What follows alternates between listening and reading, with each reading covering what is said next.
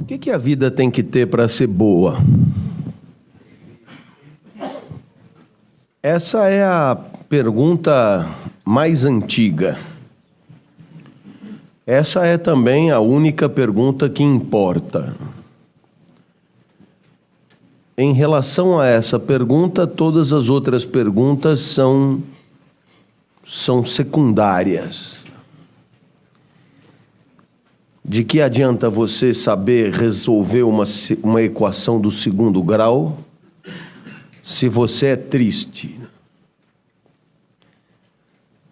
A reflexão sobre a vida boa é a reflexão que dá origem à filosofia.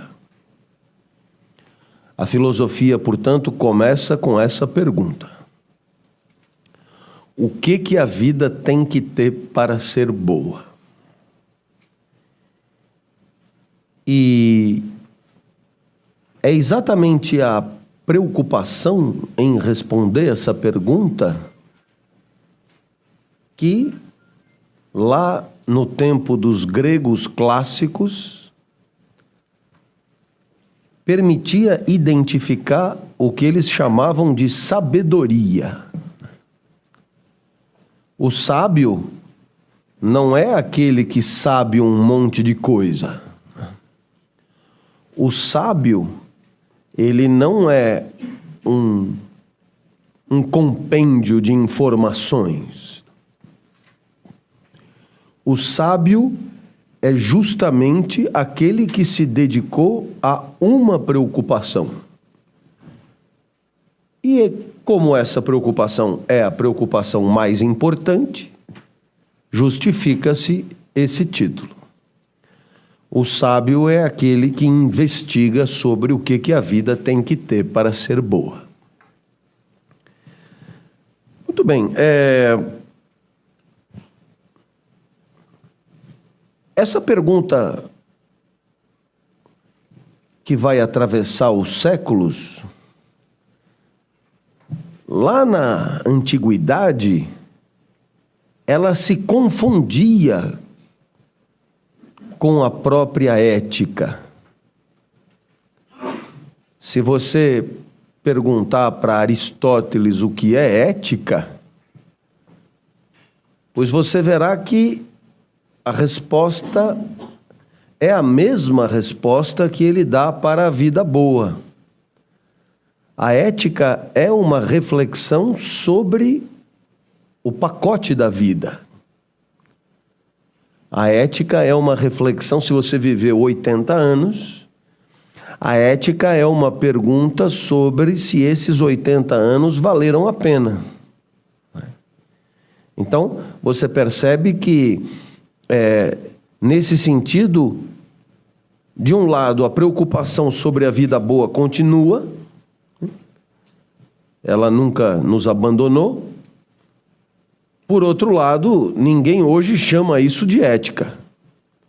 A palavra ética passou a significar outra coisa. Mas lá na antiguidade, a ética era a investigação sobre como temos que viver para que a vida seja bem-sucedida.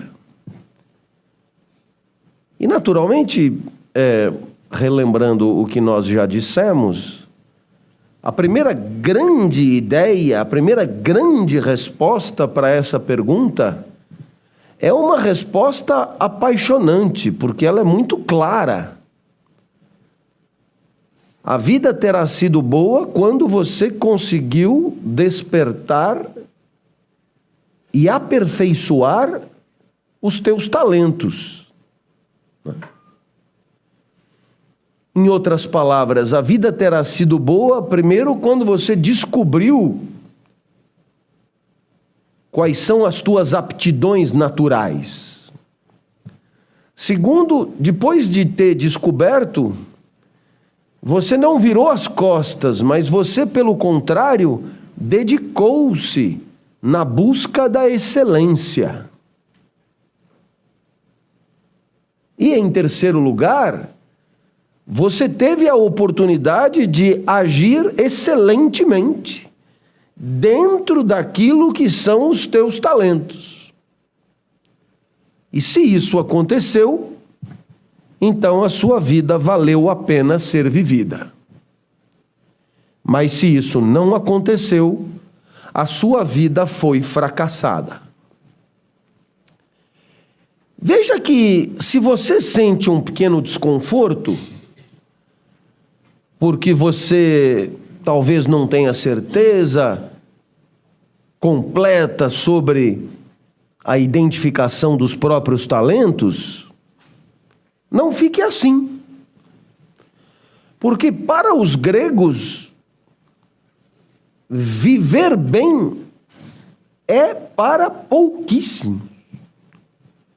A grande maioria das pessoas ou não descobre qual é a sua praia, quais são os seus talentos, ou descobre, mas não consegue viver de maneira a aperfeiçoá-los. Portanto, a chance de você viver, digamos, errado, é enorme.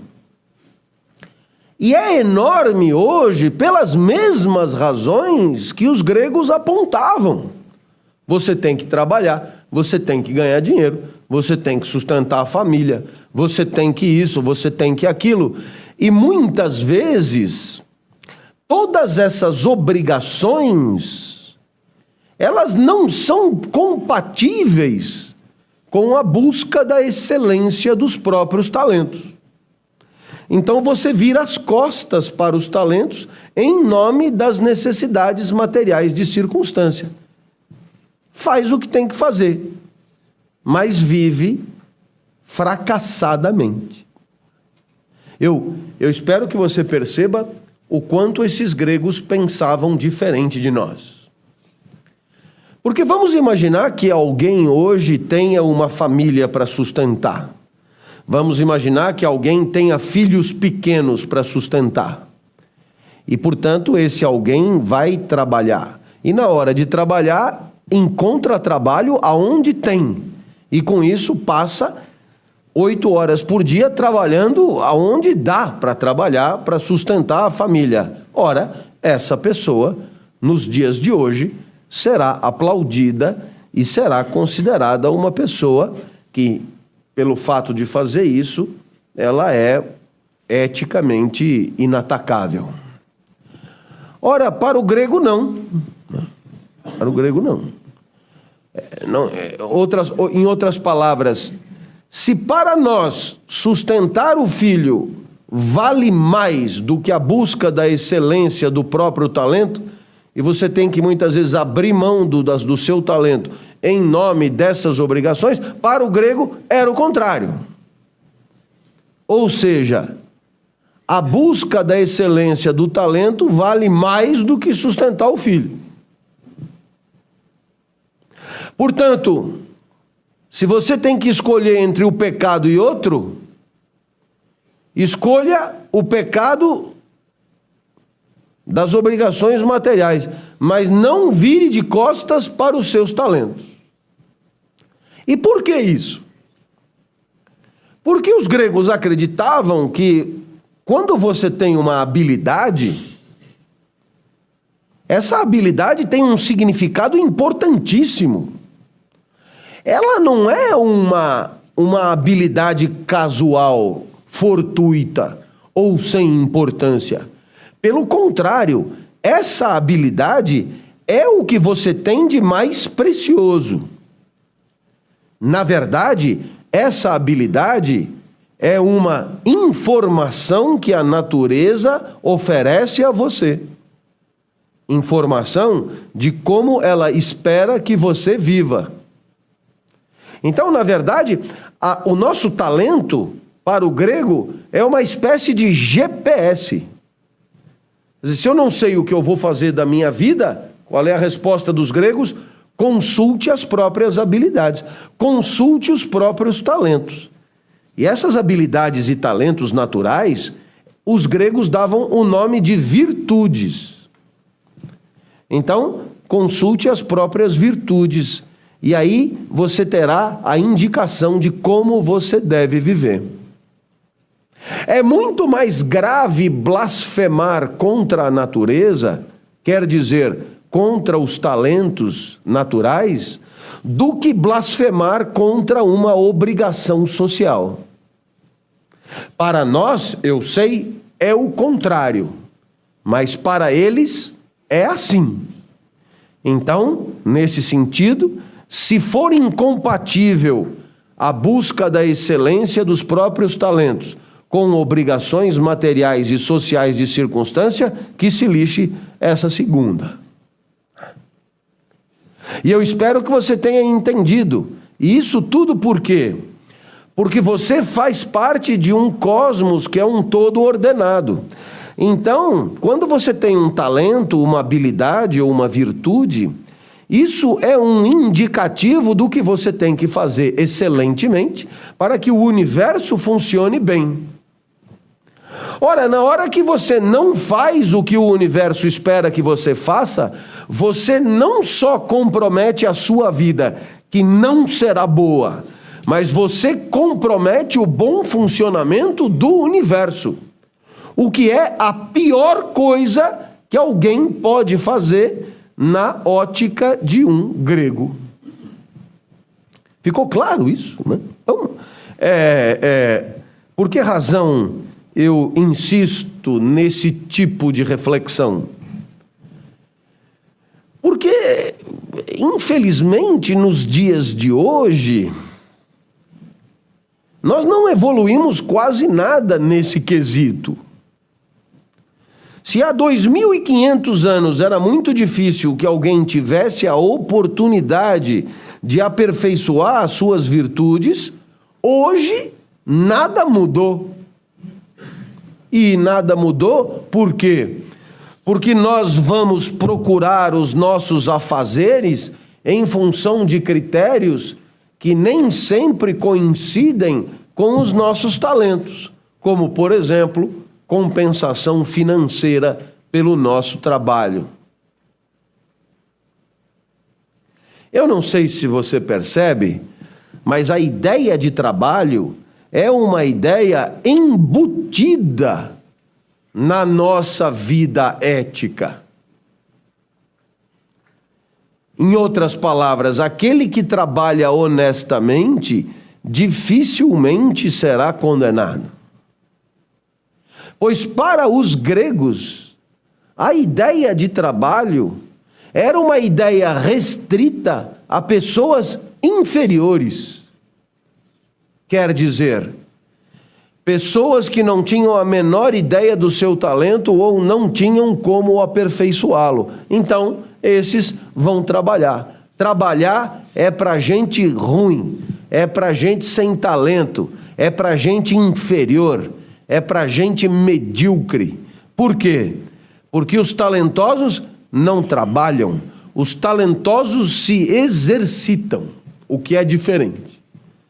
Os talentosos bulilam, aperfeiçoam, melhoram, buscam a excelência. E isso requer não trabalho, requer treinamento. Porque no treinamento, você busca o aperfeiçoamento de si mesmo. Enquanto que no trabalho, você busca a transformação do mundo com vistas a ganho econômico. Então, para o grego, a transformação do mundo com vistas a ganho econômico é coisa de gente que precisa ter ganho econômico. É coisa de gente ruim, sem talento. Os talentosos se exercitam. E por aí você percebe que essa maneira de pensar a vida é uma maneira de pensar essencialmente aristocrática. Isto é, a vida boa está mesmo restrita a 2 ou 3. O que mudou daquela época para agora? A vida boa continua restrita a 2 ou 3. Mas pelo menos nós achamos que é do direito de todo mundo ir buscar. Coisa que para os gregos, não. Coisa que para os gregos, não. Então, eu acho que eu fiz questão de esmiuçar bem essa resposta, não é? porque ela é um paradigma importantíssimo da história do pensamento, né? A vida que vale a pena ser vivida começa com os gregos e começa com o encaixe do homem no cosmos a partir da busca da excelência das próprias virtudes. Então, nesse sentido, é claro, se o Neymar pôde dedicar-se ao futebol, isto é um exemplo de uma vida bem-sucedida. Se o César Cielo pôde se dedicar à natação, isto é um exemplo de uma vida bem-sucedida. E se eu pude me dedicar ao ensino, isto é o exemplo de uma vida bem-sucedida. E por quê? Porque nos 3 casos nós estamos partindo de uma premissa. A virtude de Neymar é futebolística. A virtude de César Cielo é natatória. E a virtude minha é didática. E isto é uma informação que a natureza dá. Uma informação que o universo dá. Para a qual você não deve virar as costas.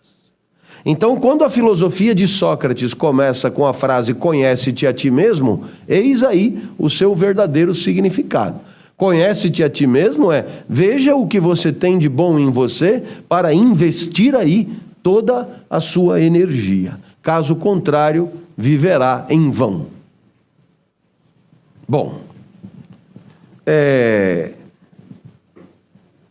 o fato dos gregos predominantemente terem pensado assim não significa que não tenha havido pensamentos desviantes sobre a vida boa, mesmo na Grécia.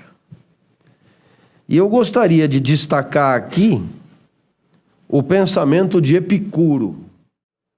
Porque, gozado, eu tenho a sensação de que quando eu dou aula,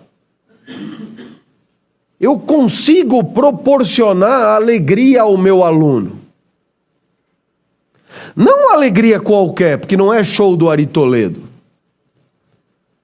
Mas é a alegria de perceber que pensa melhor. É a alegria de perceber que entendeu o que não tinha entendido. É a alegria de perceber que compreendeu o que não tinha compreendido. E sabe, isso faz uma diferença enorme. O professor Paulo Freire é o nosso maior intelectual, em qualquer área, certo? É o único intelectual brasileiro. Eu digo intelectual, eu excluo um pouco o autor de literatura. Porque senão eu teria que incluir outro Paulo, o Paulo Coelho. Mas o Paulo Freire é o único intelectual brasileiro respeitado academicamente no mundo inteiro. Então, se a história da pedagogia tiver 10 capítulos, um capítulo é para o método Paulo Freire. Nós não temos nenhum outro brasileiro nessa situação. E o professor Paulo Freire, ele tem uma definição de professor. Professor é aquele que ama o seu aluno. Perceba que a definição não é burocrática. A definição não é por títulos. A definição não é por concurso. A definição não é por função. A definição não é por finalidade. A definição é por sentimento.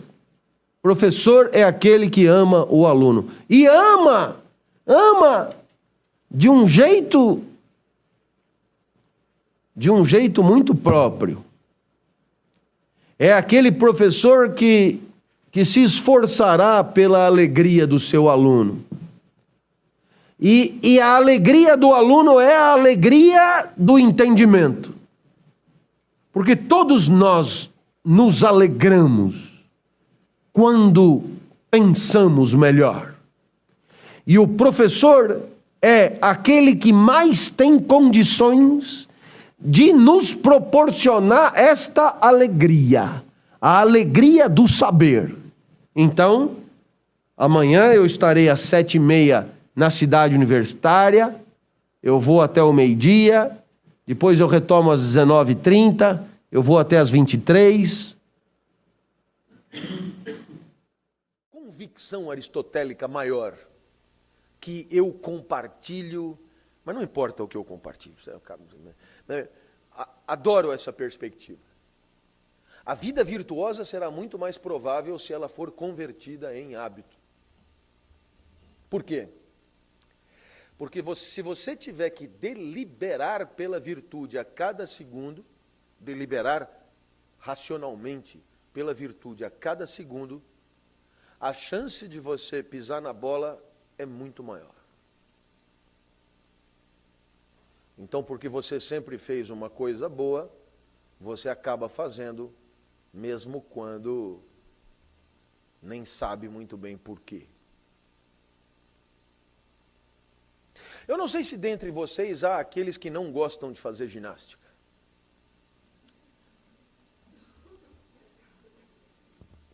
Como eu. Então, qual é a ideia? A ideia é fazer ginástica, movimenta um pouco aí o coração, acelera um pouco a coisa, dá uma nadada, dá uma corrida e tal, e aí libera-se um certo número de propriedades aí, que vocês conhecem melhor do que eu, você se sente um pouco melhor, então fazer atividade física é condição de um certo estado de bem-estar. Mas fazer a atividade física é insuportável. Então, qual é a recomendação aristotélica? Ao se inscrever na academia, Aristóteles era sócio da Runner. Ao se inscrever na academia, faça sempre no mesmo horário. Por quê? Porque você vai para lá sem precisar pensar. Essa é a virtude convertida em hábito. Porque se você tiver que pensar, você não vai. A moral, Nietzsche define o mundo da vida como movido por forças ativas e reativas. As forças ativas são aquelas que, de certa forma, manifestam um desejo genuíno de quem vive. E as forças reativas são forças mobilizadas para enfrentar outras forças ativas. Não sei se me entendeu. Então, vamos fazer uma avaliação, para ver se você entendeu. Vamos imaginar que um professor entre nessa sala, disposto a dar aula, é tomado por entusiasmo e começa a gritar, e a falar alto, e a se esforçar, etc. A força que move esse professor é uma força ativa ou reativa? Ativa.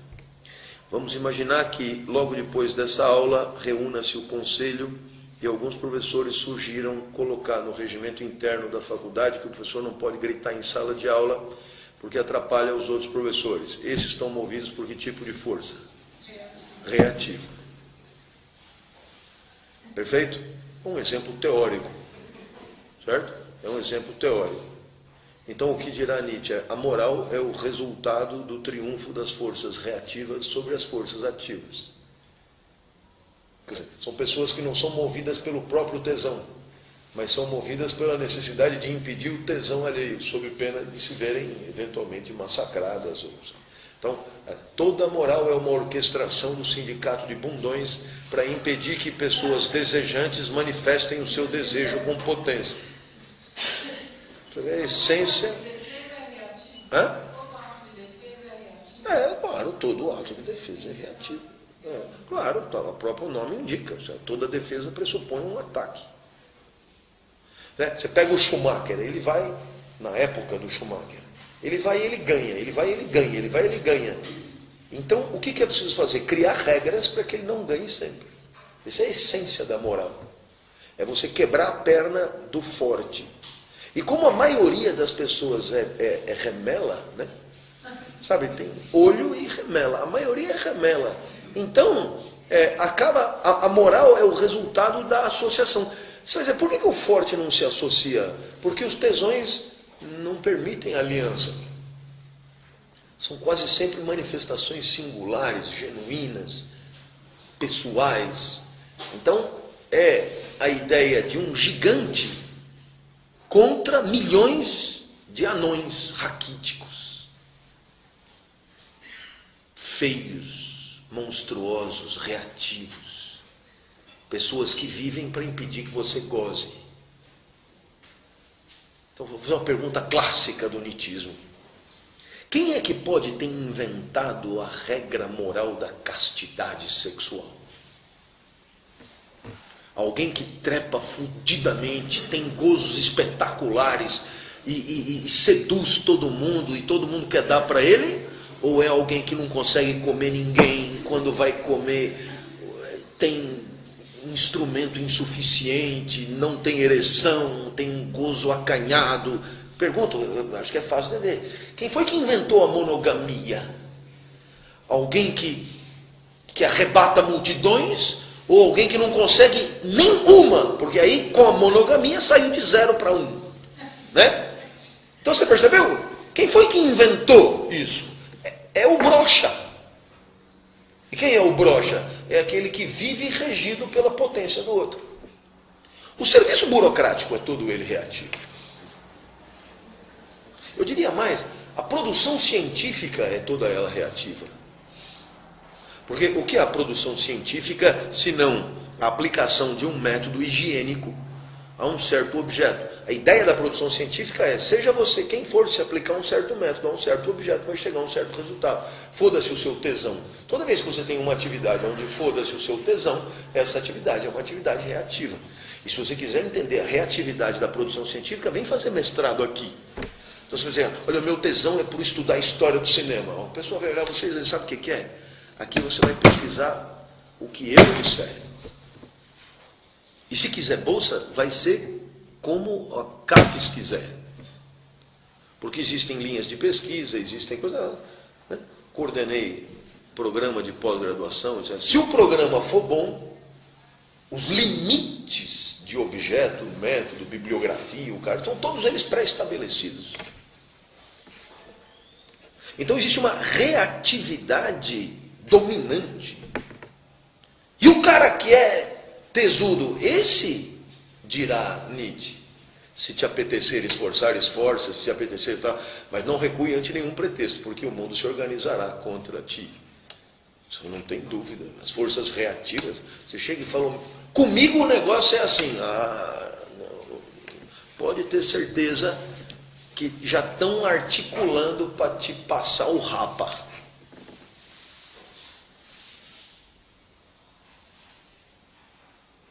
Estudei direito. No direito eu fui fazer estágio na Justiça do Trabalho. E aí me deram um caso lá de um cara que tinha perdido um braço numa hélice de uma sauna, de uma casa de massagem. E eu fiz uma peça de umas 40 páginas num final de semana. Quando eu cheguei para a procuradora lá, a mulher falou, o senhor não entendeu? Lá no computador tem lá um modelo, eu, fulano de tal, apaga o que está lá e coloca o nome da coisa e tal, já está pronto, velho, não é isso aqui. Então você não entendeu? Eu estudei jornalismo também, junto com o direito. E aconteceu praticamente a mesma coisa, eu cheguei com uma puta matéria e falei, você não entendeu, aqui tem lead, when, what, where, who, 5 Ws e um H. E é isso que você vai responder, só isso que eu quero. Ou seja, quer manifestar o seu tesão? Aqui não. Aqui tem... Né? Aí eu estudei pedagogia. Aqui, velho, você pensa que foi em Tomokumaki? Não, foi aqui. Eu não quero dizer que é bom, mas é aqui, é perto aqui, ó, ali, no prédio ao lado. A mulher da didática, ela começou a aula dando os 10 mandamentos da boa aula. Foda-se o seu tesão. E foda-se o seu tesão mesmo, porque os mandamentos eram não gritar, não se deslocar, não falar palavrão, não sei o quê. Parecia que a mulher tinha me seguido. E ela definiu a didática como o oposto ao que eu faço. Só que no direito e no jornalismo eu me curvei, porque eu era mais na didática. Eu prestei vestibular, prestei FUVEST, sabe? Primeira fase, segunda fase. Eu fiquei uma semana na pedagogia e eu saí, porque eu percebi que era um espaço triste, ressentido, um espaço de reativos, aonde a razão de ser não está no próprio tesão, mas em puxar o tapete do outro. E não é só lá que é assim. Na verdade, é em todo lugar. E onde é que está a manifestação da força ativa? É o que Nietzsche chama de arte. A vida na arte. A arte, diferentemente da ciência, não busca verdades universais reativamente para escravizar as pessoas. A arte, pelo contrário, a arte é uma manifestação genuína. Não existe um Beethoven verdadeiro ou falso. Você me entendeu? Ptolomeu é falso. Agora Beethoven não. É o que é. Manifestação genuína do tesão de uma pessoa num determinado instante. Ficou claro isso? É encantador, mas é profundamente perturbador também. Não me faça dizer o que eu não disse, hein? Porque se você disser, então para Nietzsche o ideal seria que todos fôssemos ativos, pois isso seria um absurdo, porque a única pergunta a não fazer para a filosofia de Nietzsche é esta: o ideal para Nietzsche, posto que para Nietzsche não há ideal nenhum, é uma filosofia vitalista, é o que é, o mundo é o que é, e as forças são o que são, reativas e ativas. Portanto, não tem essa, como seria bom se fosse diferente, de jeito nenhum, é o que é. Tem gente que não consegue viver movido pelo próprio tesão, nunca. Esse negócio de olho e remela ficou por minha conta. Ele jamais diria isso. É o que é. Tem sacerdotes que passam a sua vida atrás de um confessionário, dando penitência para as pessoas que revelam a ela os seus pecados. Não é legal? Você percebe que existe aí uma reatividade espetacular. Eu espero você pecar para poder te dar um castigo. Bom, poxa vida, hein? Damos um intervalo, né?